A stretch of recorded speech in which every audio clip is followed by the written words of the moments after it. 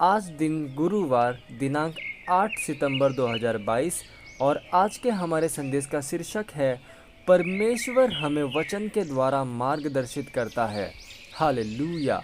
हमारा आरंभिक वचन लिया गया है प्रेरितों के काम अध्याय 20 वचन 32 से, जो कहता है, और अब मैं तुम्हें परमेश्वर को और उसके अनुग्रह के वचन को सौंप देता हूँ, जो तुम्हारी उन्नति कर सकता है और सब पवित्र किए गए लोगों में साझी करके विरासत दे सकता है।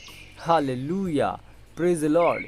कुछ लोगों ने अपने विश्वास को तबाह कर दिया है क्योंकि उन्होंने ऐसे सपनों और प्रकटीकरणों पर विश्वास किया जिनका उन्होंने दावा किया कि वे परमेश्वर की ओर से थे। नए नियम में परमेश्वर हमें सपनों के द्वारा नहीं चलाता, वह हमें वचन के द्वारा और पवित्र आत्मा के द्वारा मार्गदर्शित करता है। हम हमेशा पवित्र आत्मा पर निर्भर रह सकते हैं कि वह हमें हमारी आत्मा और वचन के द्वारा अगुवाही और मार्गदर्शित करेगा। शायद आप जल्दी से पूछें, प्रेरितों के काम अध्याय 2 वचन 17 के विषय में क्या यह नहीं बताता कि परमेश्वर अब भी सपनों के द्वारा अगुवाई करता है? नहीं, वह ऐसा नहीं करता। सपने इंद्रिय ज्ञान रखने वाली मनुष्यों की पीढ़ी के लिए थे। जब से पवित्र आत्मा आया तब से आप नहीं देखेंगे कि प्रेरितों या नए नियम में किसी व्यक्ति के लिए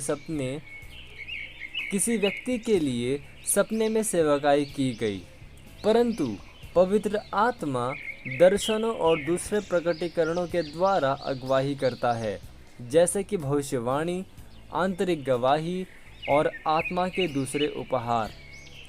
किंतु जो कोई दर्शन, भविष्यवाणी या प्रकटीकरण वचन के साथ मेल में नहीं है, वह परमेश्वर की ओर से नहीं है।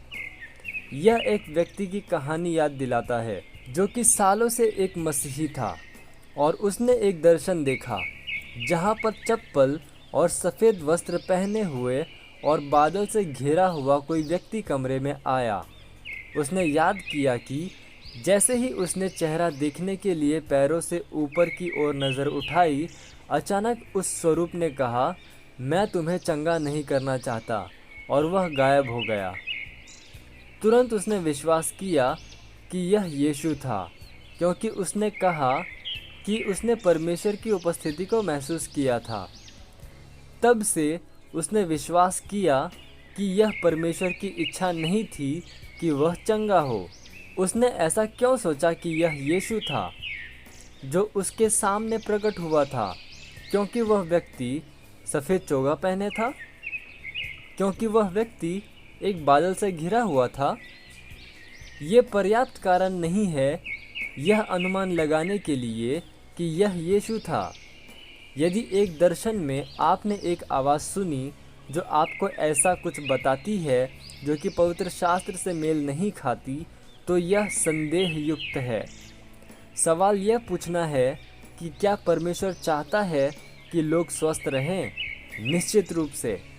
3 यूहन्ना अध्याय 1 वचन 2 पढ़ो। वह कभी भी एक सपने में या दर्शन में आकर आपको कोई विरोधी बात नहीं बताएगा। वह कभी भी स्वयं का विरोधाभास नहीं करता। हर प्रकटीकरण परमेश्वर के वचन के अधीन अवश्य ही रहना चाहिए। यही कारण है कि आपको वचन का अध्ययन अवश्य ही करना चाहिए और खुद से इसे जानना चाहिए। Hallelujah, praise Lord. ये समय है प्रार्थना का। आप जहाँ कहीं पे भी हैं, अपने पवित्र हाथों को उठाकर अपनी आंखों को बंद करके मेरे साथ ये प्रार्थना कर सकते हैं।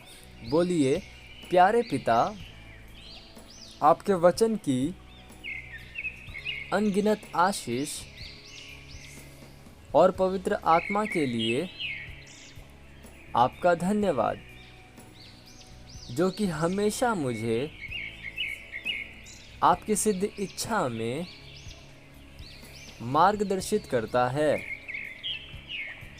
आपका वचन मेरा प्रकाश है और उस सटीक मार्गदर्शन को ग्रहण करने के लिए मैं हमेशा आशीषित हूँ, जिसकी मुझे बुद्धिमानी से कार्य करने के लिए आवश्यकता है। मसीह में सत्यनिष्ठा के मेरे आशीषित जीवन का आनंद लेते हुए प्रभु यीशु मसीह के नाम में आमीन। Hallelujah, praise the Lord. आप अतिरिक्त अध्ययन में पढ़ सकते हैं इब्रानियों अध्याय 1 वचन 1 से लेकर 2, भजन संहिता अध्याय 119 वचन 105 और यशाया अध्याय 30 वचन 21 TLB अनुवाद से। हालेलुया। और आप एक वर्षीय बाइबल अध्ययन योजना में पढ़ सकते हैं दूसरा कुरिन्थियों अध्याय 7 वचन 2 से लेकर 16 और नीति वचन अध्याय 22 से लेकर 23। और 2 वर्षीय बाइबल अध्ययन योजना में आप पढ़ सकते हैं दूसरा थिस्सलुनीकियों अध्याय 2 वचन 1 से लेकर 10 और इर्मया अध्याय 26। हालेलुया।